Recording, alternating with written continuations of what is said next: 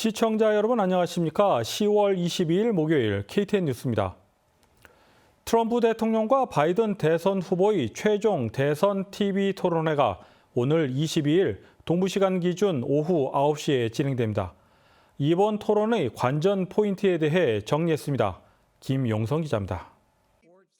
트럼프 대통령과 바이든 대선 후보는 오늘 저녁 테네시 내시빌에서 두 번째이자 마지막 대선 토론을 진행하게 됩니다. 대선토론위원회 CPD는 이번 토론의 6가지 주제로 코로나19 대응, 인종, 국가안보, 기후변화, 리더십, 미국인 가정을 발표했습니다. 사회는 MBC 뉴스의 크리스틴 웰커가 맡을 예정입니다. 끼어들기로 비판을 받았던 첫 번째 대선 토론과는 다르게 각 후보에게는 각 주제에 대해 2분간의 단독 발언을 할 수 있는 시간이 주어질 것으로 전했습니다. 단독 발언을 하고 있는 동안 상대방의 마이크는 음소거될 예정입니다. 하지만 이러한 조치들이 끼어들기를 완전히 방지할 수 있을지에 대해서는 아직 미지수입니다. 트럼프 대통령은 토론 직전까지 현장 선거 유세를 이어갔던 반면 바이든 후보는 이번 주 유세 일정을 거의 잡지 않은 채 토론 준비에 매진해온 것으로 전해졌습니다. 트럼프 대통령은 바이든 부자의 우크라이나 의혹을 보도한 뉴욕포스트의 기사를 언급하며 바이든 후보와 그의 아들 헌터 바이든에 대한 공격을 이어갈 것으로 예상되고 있습니다. 바이든 후보는 트럼프 대통령의 코로나19 확진과 미국 내에서 코로나19 확진 환자가 다시 증가세를 보이고 있는 점을 언급하며 트럼프 대통령의 코로나19 대응에 대해서 공격을 이어갈 것으로 예상됩니다. 대선 토론은 동부 시간 기준 오후 9시에 시작해 오후 10시 30분에 종료됩니다. KTN 뉴스 김용성입니다. 연방질병통제예방센터 CDC가 근접 접촉에 대한 가이드라인을 개정했습니다.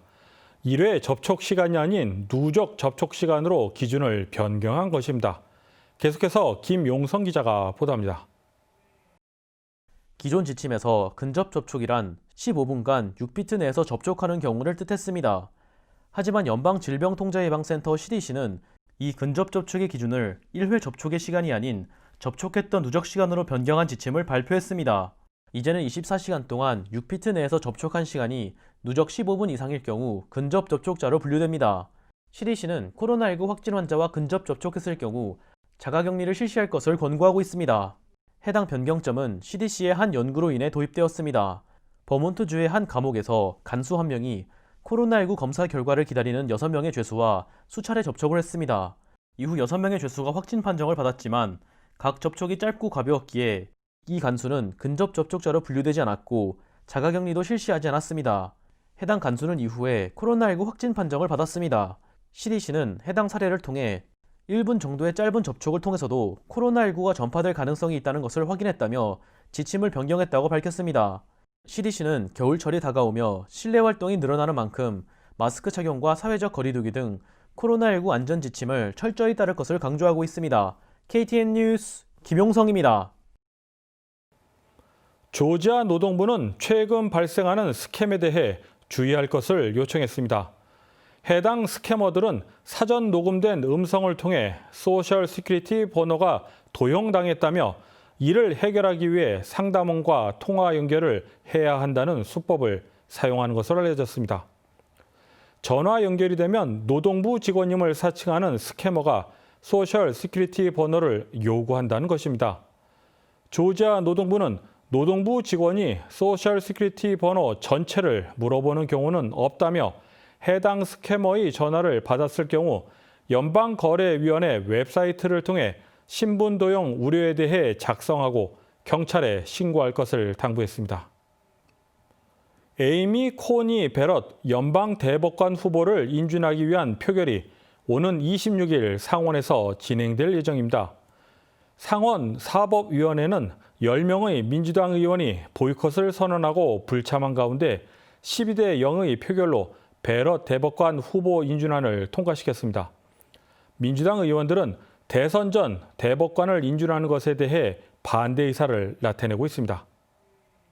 다음은 스포츠 소식입니다.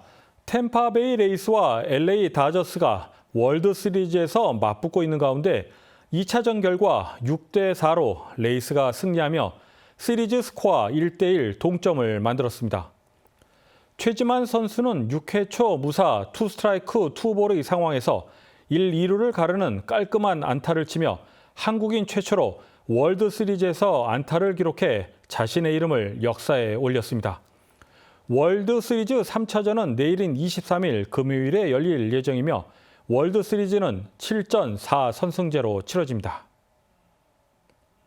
오늘의 코로나19 집계를 정리해드립니다. 오늘 집계 기준 텍사스주가 캘리포니아주의 누적 확진 환자를 넘어섰습니다. 김용성 기자입니다. 오늘인 22일 오후 3시 30분 기준 미국 내 코로나19 누적 확진 환자는 863만 545명, 누적 사망자는 22만 7,961명입니다.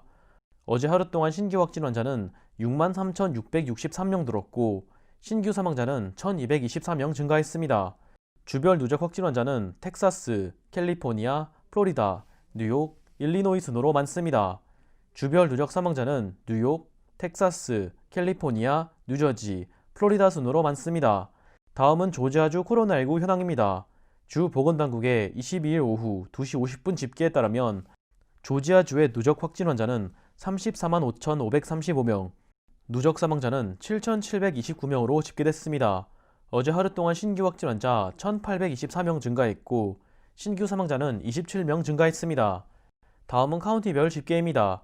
풀턴 카운티 누적 확진 환자 3만 264명, 누적 사망자는 613명입니다.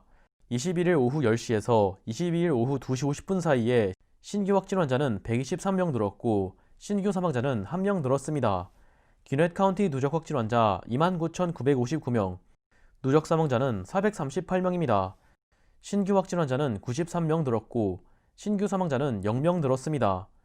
캅 카운티 누적 확진 환자 21,453명, 누적 사망자는 449명입니다. 신규 확진 환자는 198명 늘었고 신규 사망자는 0명 증가했습니다. KTN 뉴스 김용성입니다. 이상으로 10월 22일 KTN 뉴스를 모두 마칩니다. 시청해주신 여러분 고맙습니다.